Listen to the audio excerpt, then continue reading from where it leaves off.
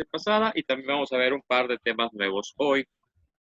Ok, ¿se acuerdan que la clase pasada estuvimos hablando un poco de campo eléctrico, para qué nos sirve todo esto, cómo calcularlo? ¿Se acuerdan que inclusive vimos las fórmulas de manera general para poder calcular la intensidad de campo eléctrico, la fuerza que se recibe de dicho campo eléctrico y también la intensidad del campo eléctrico que se percibe a una distancia determinada, ¿verdad? Estas tres formulitas son las fórmulas generales que nos van a estar sirviendo para el cálculo del campo eléctrico, ¿ok? Aquí se acuerdan de los ejercicios que hicimos y cómo calculamos todo esto, ¿verdad? Entonces, ahí viene la pregunta importante. ¿Para qué nos sirve todo esto, verdad? ¿De qué nos sirve conocer el campo eléctrico? ¿De qué nos sirve conocer la intensidad y cómo perjudica a los cuerpos que se encuentran dentro de ese rango de afección del campo eléctrico de algunos cuerpos? Bueno, esto es interesante conocerlo porque una de las principales aplicaciones de esto que estamos viendo, o sea, del campo eléctrico, las tenemos día con día en nuestro alrededor, ¿sí? En los dispositivos electrónicos, en las pantallas, en las televisiones, en algunos artefactos de la cocina, ¿verdad? Todo esto se genera, o digamos, el principio por el que fueron desarrollados es a través del campo eléctrico, ¿sí? Se utiliza normalmente para controlar la dirección en la que se mueven las cargas o la cierta cantidad que se percibe de estas cargas, ¿sí? Ahora bien, es interesante esto del campo eléctrico porque también existe una acción con la que se conjunta, que es las ondas electromagnéticas o el campo magnético, y se genera una especie de onda, ¿sí? Al conjuntar campo eléctrico y campo magnético, se generan unas ondas a las que se le conocen como ondas electromagnéticas, ¿sí? Electromagnéticas porque provienen de un campo eléctrico y un campo magnético, ¿sí? Imaginemos que aquí tenemos un campo eléctrico, aquí tenemos un campo magnético. Al juntarse o al estar en interacción, se generan unas ondas, ¿verdad? ¿Cómo podemos describir una onda? Si bien observamos en un cuerpo de agua, llámese un río, llámese una laguna o puede ser una cubeta con agua, si nosotros arrojamos una piedra dentro de ese cuerpo de agua, alrededor de la piedra se van a generar unos círculos que se van esparciendo alrededor de ese cuerpo de agua o en todo ese cuerpo de agua. Así podríamos describir las ondas como esas líneas, curvas que se esparcen a través de cierto cuerpo. En el caso de las ondas electromagnéticas, son invisibles al ojo humano, pero por lo general están repartiéndose por todo donde tengan afección, ¿sí? Las ondas electromagnéticas son los cimientos de las telecomunicaciones, ¿sí? Fue un progreso muy importante y muy innovador en su tiempo descubrir, manipular y utilizar a nuestro antojo las ondas electromagnéticas, ¿sí? El primer invento que tenemos con esto, que nace a partir del descubrimiento de las ondas electromagnéticas, es la radio, ¿sí? También el telégrafo y otros muchos medios de comunicación, ¿sí? Aquí, como vemos en el ejemplo, podemos apreciar este pequeño esquema gráfico. Tenemos aquí una persona, ¿sí? Que podría ser el que va a dar una información. En este caso vamos a hablar de la radio, ¿sí? Es la persona o el locutor el que está a través de la radio. Tenemos un modulador de frecuencia, ¿sí? Este modulador de frecuencia lo que va a hacer, como su nombre lo indica, va a modular dichas frecuencias y las va a mandar en medio de una señal que llegue como onda electromagnética, ¿sí? La manda hacia una antena. Es por eso que las torres o las antenas de radio son muy altas, porque mientras más alto estén, más propagación va a tener de estas ondas, ¿sí? Entonces el modulador de frecuencia manda esta información hacia la antena, llega hasta la punta y la antena la disipa en ondas electromagnéticas, que son estos circulitos que vemos aquí, que si se dan cuenta empieza uno pequeño, uno más grande y se va haciendo más y más grande hasta que llega a un receptor. En este caso el receptor es un instrumento es este electrónico que tenemos aquí, que es una radio, recibe las ondas y Se también me tiene... salió, profe. Sí, sí, no se preocupe. Entonces, esta radio recibe las ondas y también cuenta con un modulador de frecuencia mucho más pequeño que traduce dichas ondas en sonido, ¿sí? Entonces, tenemos aquí un emisor, un modulador de frecuencia, una antena. La antena distribuye las ondas hasta llegar a un receptor, ¿sí? Las ondas están viajando por todo el mundo o por todo donde tenga influencia, ¿verdad? Hasta que llegan a un receptor, ¿sí? Ok, también así funcionan los televisiones y muchos otros instrumentos. En algunos casos, algunos controles remotos todavía utilizan este sistema. Ya es muy raro, pero anteriormente sí la mayoría de los controles remotos funcionaban a través de ondas electromagnéticas. Ok, estamos rodeados día con día de dichos fenómenos físicos, como ya hemos visto también en otros temas anteriores. Durante nuestro día a día y durante nuestra vida cotidiana nos topamos todos los días con fenómenos físicos que tienen una explicación bastante interesante y que a veces damos por sentado, ¿no? A veces ya lo vemos tan común que ya ni siquiera les hacemos caso. Pero es importante que tengamos el entendimiento básico acerca de cómo funcionan cada una de estas cosas, ¿verdad? A veces podemos formularnos preguntas y la respuesta pues puede salir un poco de nuestro conocimiento, ¿sí? Eh, ¿Cómo funciona un celular? ¿Cómo funciona un horno de microondas? ¿Cómo funciona un refrigerador?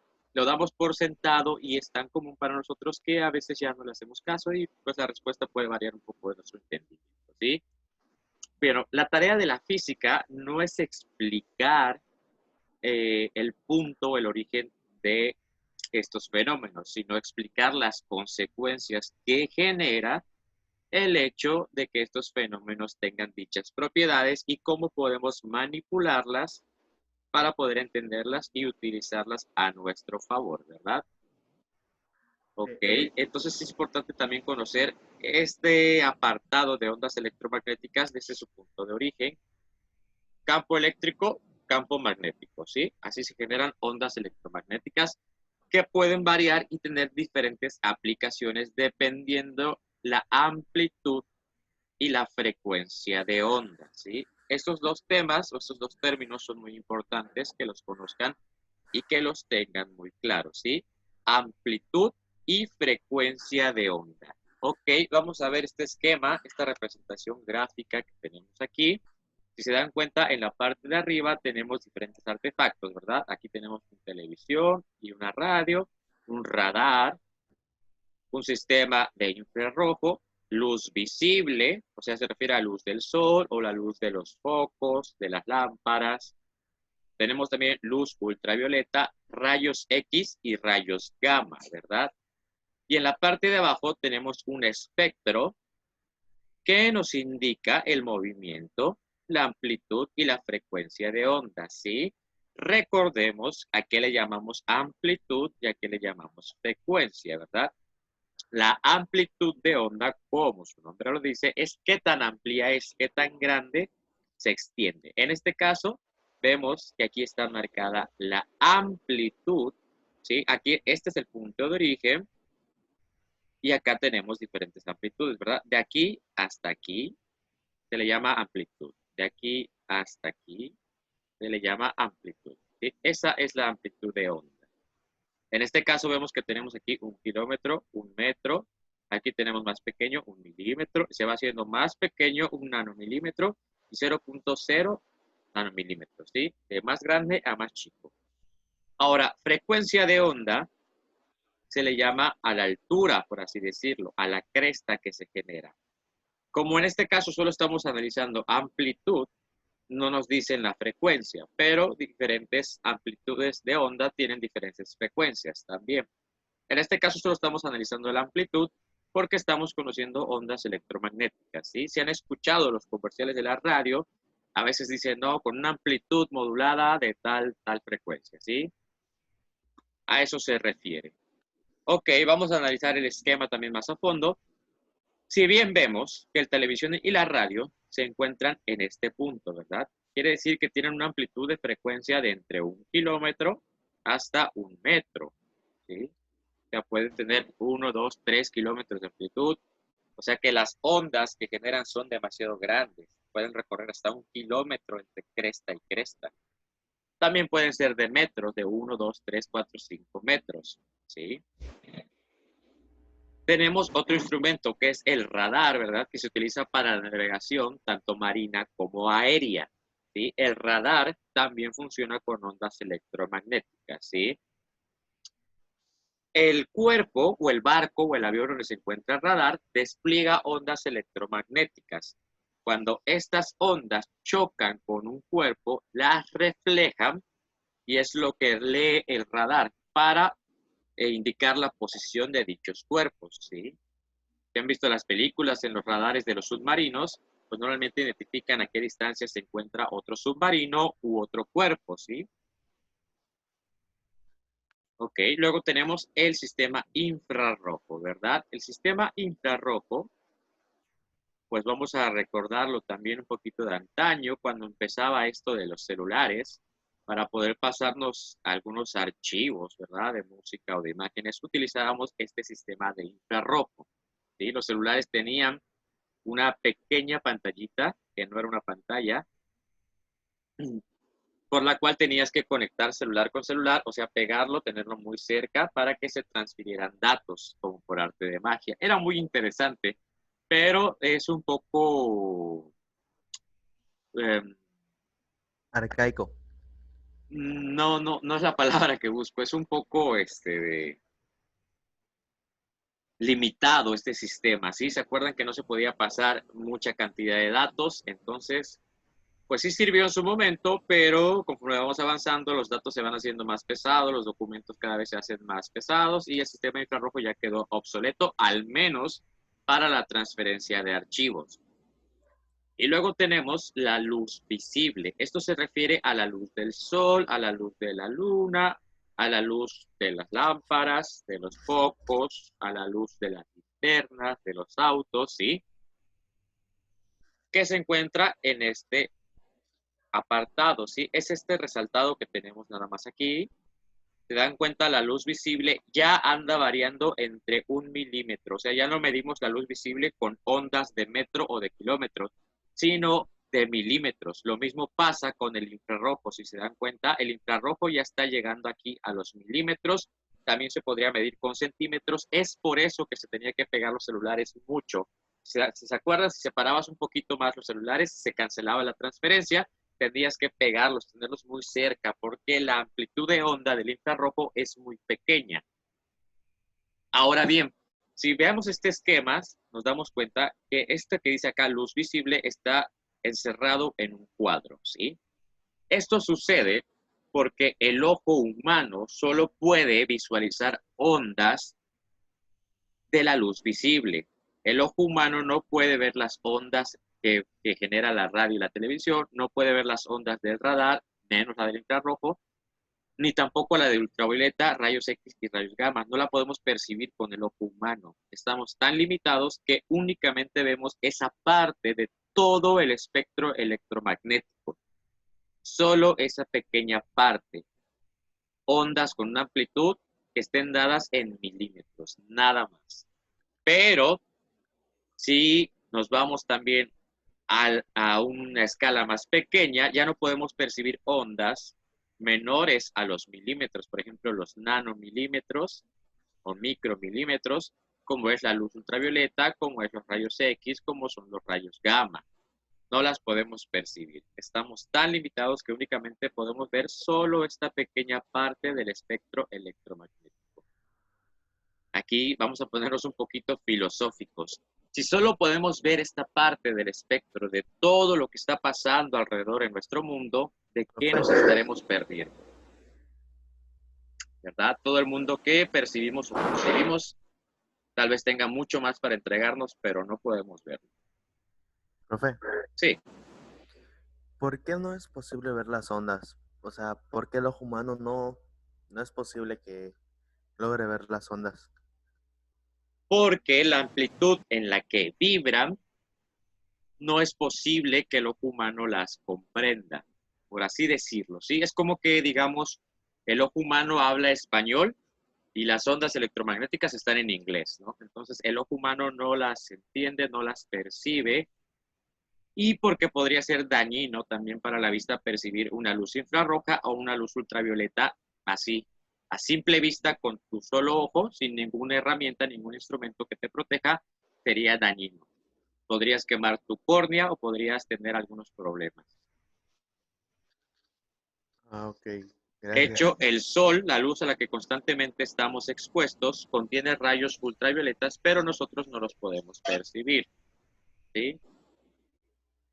Mm, A menos que sea con un instrumento, un aparato, lentes especiales o algún tipo de microscopio destinado para percibir fenómenos electromagnéticos o el radar electromagnético por medio de instrumentos. A simple vista no podemos, ¿sí? ok, perfecto. Gracias. Sí. Ok, continuamos.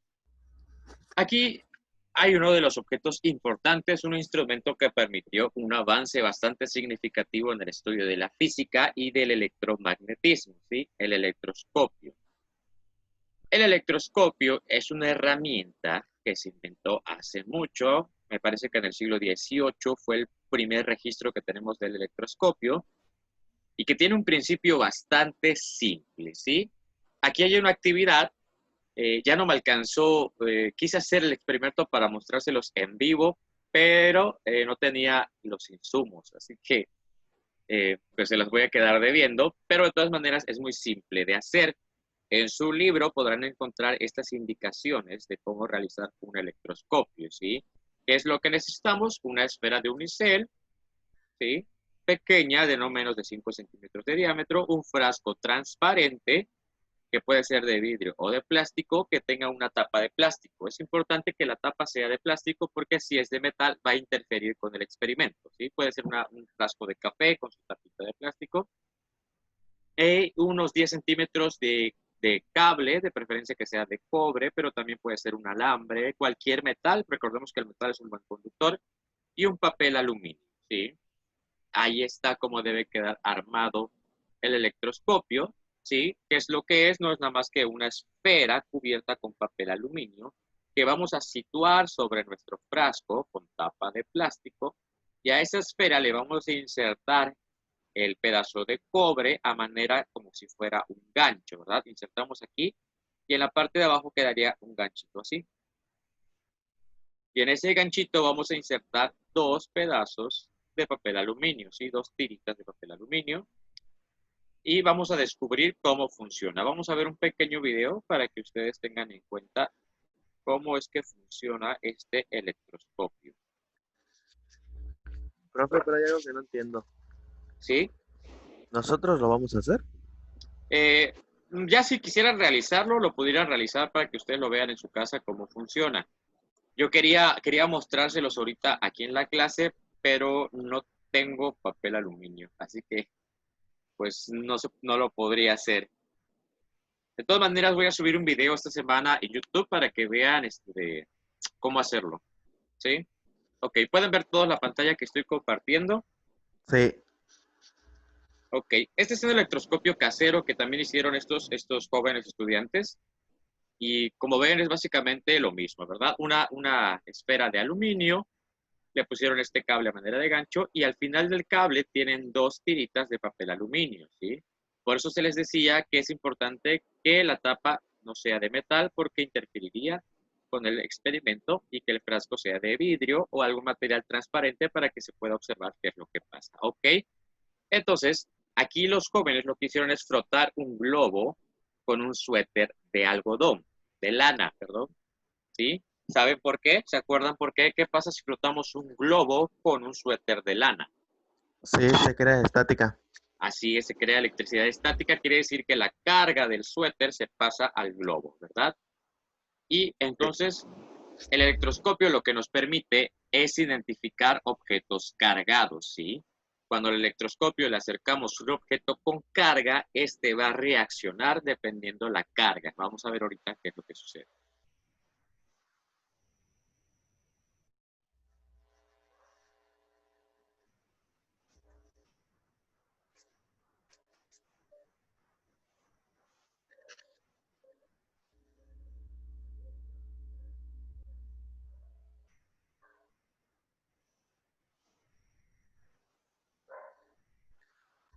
Ok, ¿se dieron cuenta de qué es lo que pasó? Yo no lo vi muy bien, profe. Ok, logran ver que las laminitas de aluminio ahora están separadas, ¿verdad? Sí. Ok, eso sucede porque el globo fue cargado con la electricidad estática del suéter, ¿sí? El electroscopio al generarlo se encontraba en un estado neutro. Quiere decir que sus cargas negativas y positivas estaban en igual cantidad, ¿verdad? Es por eso que las laminitas estaban nada más así colgando. Por la gravedad se encontraban las laminitas colgando. ¿Qué sucede? Que al acercarle el globo al electroscopio, a esta esfera de aluminio, el globo rompe con esta carga neutra que tiene el electroscopio, viaja a través del alambre que tenemos aquí y desfoga esa carga en estas laminitas de aluminio.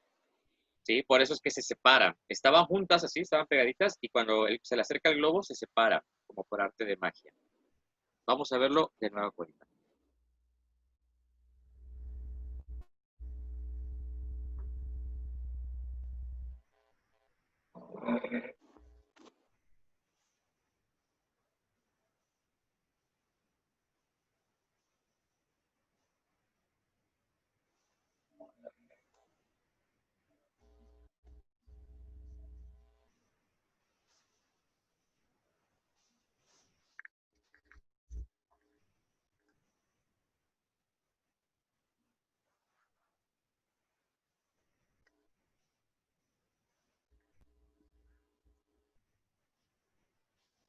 ¿Sí? Ahora sí pudieron apreciar lo que sucede. Sí. Ok. Entonces, si ustedes quisieran en su casa, podrían realizar este experimento. De todas maneras, voy a subir un video para que vean cómo lo realizamos aquí. Pues de manera casera y sencillo, es muy fácil de hacer. Es bastante interesante. Ok, como vieron, las laminitas de electroscopio, las laminitas que tenemos dentro del frasco, se separan, ¿verdad? ¿Esto por qué pasa? Porque como ya dijimos, el electroscopio sirve para identificar si un objeto está cargado eléctricamente o no, ¿sí? Si nosotros acercáramos un objeto de caucho, el cual se encuentra en estado neutro, como el caucho no es conductor y no lo podemos cargar por inducción, pues no pasaría nada. El electroscopio no detectaría ninguna carga. Pero realmente el electroscopio se basa en la interacción repulsiva de las cargas, ¿sí? En la ley de las cargas. Cargas del mismo signo se repelen y cargas de signo igual se atraen, ¿sí? ¿Cómo funciona esto? Bueno, aquí lo tenemos en este esquema gráfico. Aquí tenemos nuestro electroscopio, ¿verdad? Aquí está la esfera de aluminio, tenemos nuestro gancho y aquí se encuentran las laminitas de aluminio. Estas que voy a remarcar en amarillo serían las laminitas de aluminio, aquí, y pueden tener dos tipos de comportamiento. O se separan completamente, como si se cayeran mal, o se juntan, que queden pegaditas completamente como si fueran madres, ¿ok? ¿Por qué sucede esto? Si nosotros acercáramos una carga al electroscopio, aquí está la carga, o el objeto cargado, perdón. Si observan, la carga que tiene este objeto es carga negativa, ¿verdad? Aquí tiene negativo, negativo, negativo, negativo, negativo, negativo, negativo y negativo. Este objeto contiene carga negativa. Nosotros, al acercarlo al electroscopio, ¿qué es lo que provocaría? Bueno, las cargas negativas de este objeto viajan a través de este alambre hasta llegar a las laminitas, las cuales se van a separar, ¿sí? Cuando un objeto se le acerca al electroscopio y este electroscopio hace que las laminitas se separen, quiere decir que el objeto está cargado negativamente. Caso contrario, si nosotros le acercáramos un objeto, el cual esté cargado positivamente, ¿verdad? Aquí vemos puros signos de positivo, ¿sí? Se le acerca al electroscopio, estas cargas viajan a través de este alambre hasta llegar a las laminitas y las laminitas se van a juntar. Quiere decir que ahí hay carga positiva, ¿sí? Antes, mucho tiempo antes, en la antigüedad, este electroscopio se utilizaba para no irrumpir circuitos eléctricos, ¿sí? Como antes, cuando se empezó a desarrollar todos estos circuitos eléctricos y la electrónica daba sus primeros pasos, era muy fácil quemar esos circuitos eléctricos, ¿sí?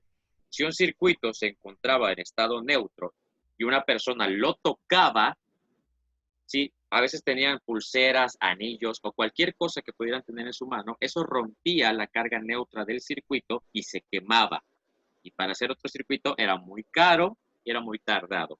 Entonces, para esto se usaba el electroscopio, ¿sí? Una persona se acercaba al electroscopio y si este, dependiendo cómo reaccionaba, la persona tendría que neutralizar su carga para no quemar ese circuito electrónico, ¿sí?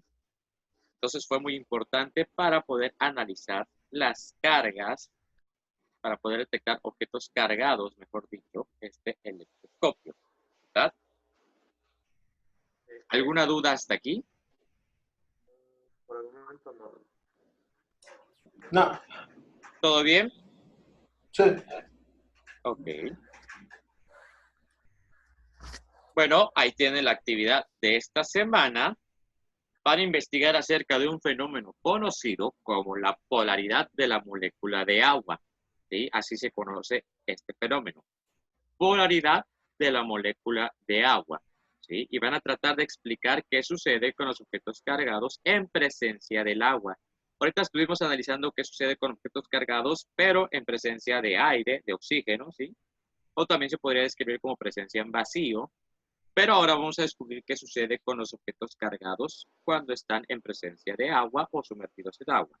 Entonces, lo que van a hacer es investigar sobre la polaridad de la molécula de agua y explicar el fenómeno que sucede con objetos cargados, ¿sí? De todas maneras, esta tarea la voy a subir a la plataforma para que ustedes la revisen y la puedan realizar, ¿ok? Ok, profe. Voy a cerrar esta sesión de Zoom porque ya se nos está agotando el tiempo, pero enseguida les mando el link para que se puedan conectar de nueva cuenta, ¿ok? Ok, profe. Bueno, nos vemos ahorita. Entonces, les mando el link por el grupo. Ok.